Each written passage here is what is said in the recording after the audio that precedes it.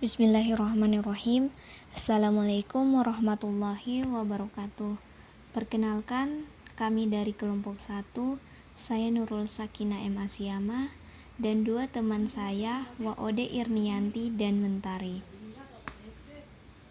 Pada video kali ini, saya akan membahas materi saya, ialah pencernaan makanan pada manusia. Sistem pencernaan adalah proses perubahan makanan dan penyerapan sari makanan yang berupa nutrisi-nutrisi yang dibutuhkan tubuh dengan bantuan enzim yang memecah molekul kompleks menjadi sederhana. Bagian-bagian utama saluran pencernaan pada manusia diantaranya mulut, kerongkongan, lambung, usus halus, usus besar, dan anus.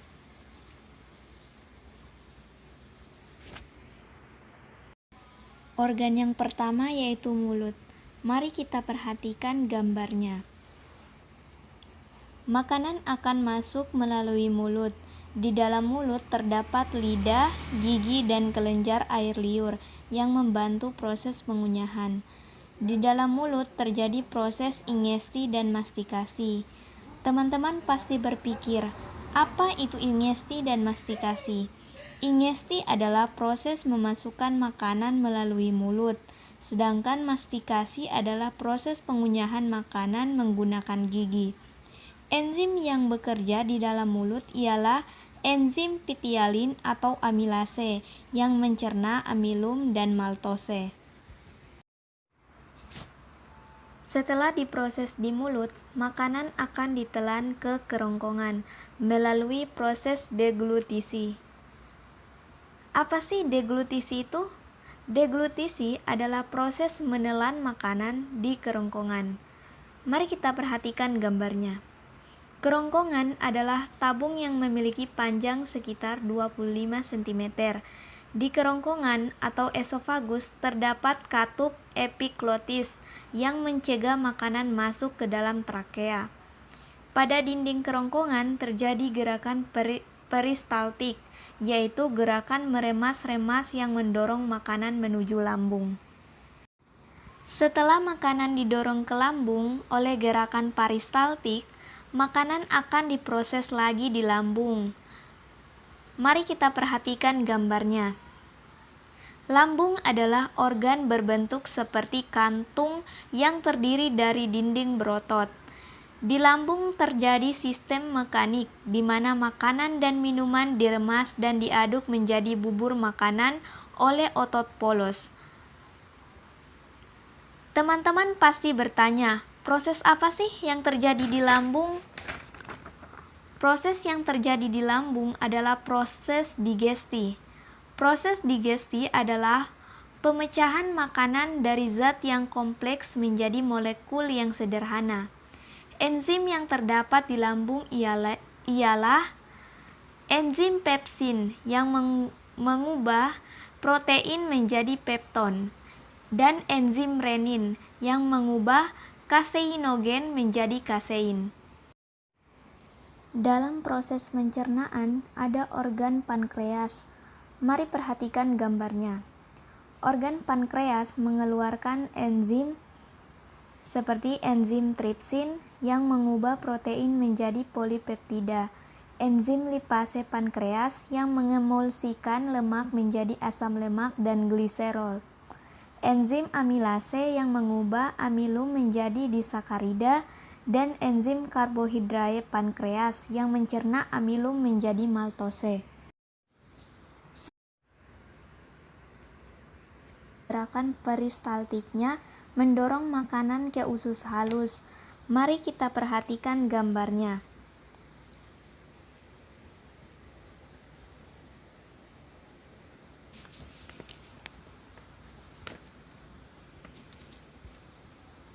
Usus halus merupakan sistem pencernaan terpanjang dengan panjang 670 cm sampai dengan 760 cm. Penyerapan nutrisi paling banyak terjadi pada saluran pencernaan ini. Usus halus terdiri dari 3 bagian penting yang masing-masing memiliki fungsi yang berbeda dalam pencernaan makanan, seperti duodenum atau usus 12 jari. Usus 12 jari adalah bagian usus setelah lambung. Fungsinya untuk menyalurkan makanan ke usus halus dan mencerna makanan secara kimiawi. Terdapat 2 muara saluran yaitu getah pankreas dan kantung empedu.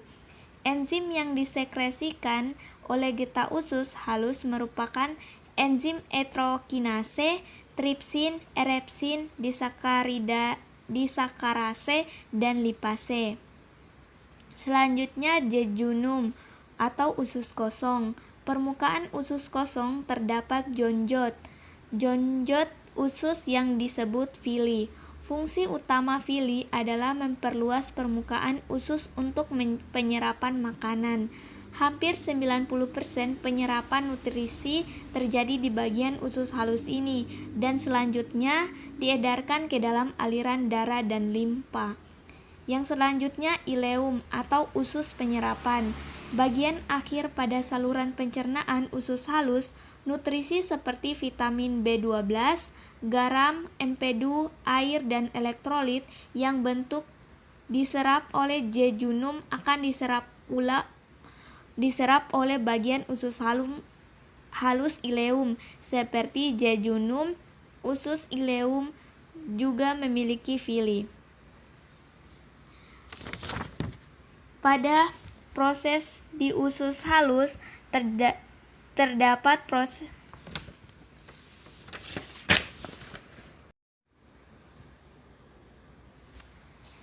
enzim yang bekerja di usus halus seperti maltase yang mengubah maltose menjadi glukosa, enzim laktase yang mengubah laktosa menjadi galaktosa dan glukosa, enzim enterokinase yang mengubah tripsinogen menjadi tripsin, enzim lipase yang mengubah lemak menjadi gliserol dan asam lemak, enzim peptidase yang mengubah polipeptida menjadi asam amino, dan enzim sukrase yang mengubah sukrosa menjadi fruktosa dan glukosa. Pada proses di usus halus, pasti teman-teman berpikir, proses apa sih yang terjadi di usus halus? Proses yang terjadi adalah proses absorpsi, yaitu proses penyerapan sari-sari makanan. Gerakan kontraksi peristaltik pada usus halus akan mendorong makanan dari satu bagian ke bagian lain. Sisa kim yang berupa limbah diteruskan ke dalam pencernaan manusia berikutnya, yaitu usus besar.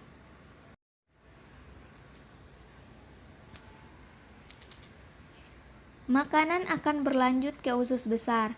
Mari kita perhatikan gambarnya. Sebagian besar dari sisa-sisa pencernaan makanan dan air diserap di usus besar, lalu disimpan sebagai feses. Sebelum dieliminasi, usus besar terdapat bagian sekum, kolon, rektum, dan kanalis anal.